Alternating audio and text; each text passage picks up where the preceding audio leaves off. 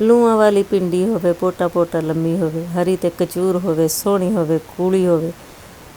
तो विच हुण बकरे दी पुठ दियां बोटियां, लेकिन आज हमने इसमें पुठ की बोटियां नहीं डालनी है, बल्कि आज हमने भिंडी बनानी है, भरवा भिंडी। भिंडी में मसाला भर के, जो कि हमारे घर में बहुत शौक़ से खाया जाता है, सभी बहुत शौक़ से खाते हैं, बहुत ही मज़े की बनती है। सबसे पहले आपने भिंडियों को धो के अच्छे से खुश्क कर लेना है।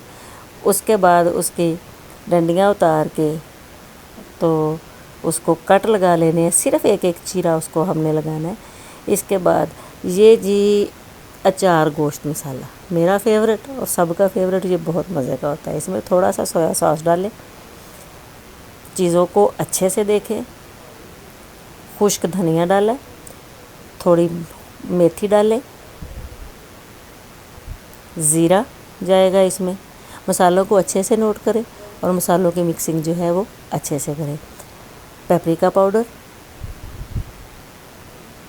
नमक और ये तमाम चीज़ें अच्छे से मिला लें।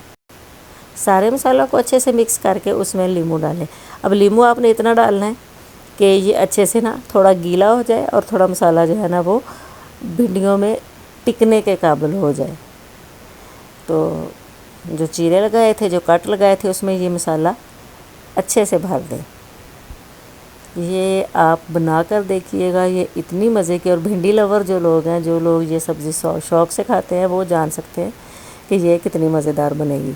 इसको ऐसे ही, मैं तो ऐसे भी तल लेती हूँ, लेकिन नए बनाने वालों के लिए मैं बता रही हूँ कि अगर आपको डर हो कि इसका मसाला कहीं चला जाएगा, खुल जाएगा, तो थोड़ा सा बेसन घोल के आप इसके कट्स के ऊपर लगा दें।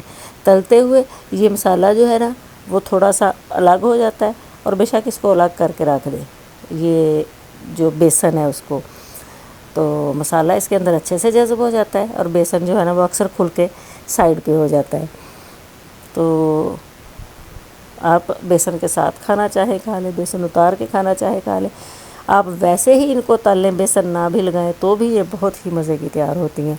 अगर आप चाहें तो ग्रेवी बनाकर, ग्रेवी के अंदर ये भिंडियाँ रख के सालन के तौर पर भी खाया जा सकता है। इसको ऐसे ही तली हुई भी खाया जा सकता है,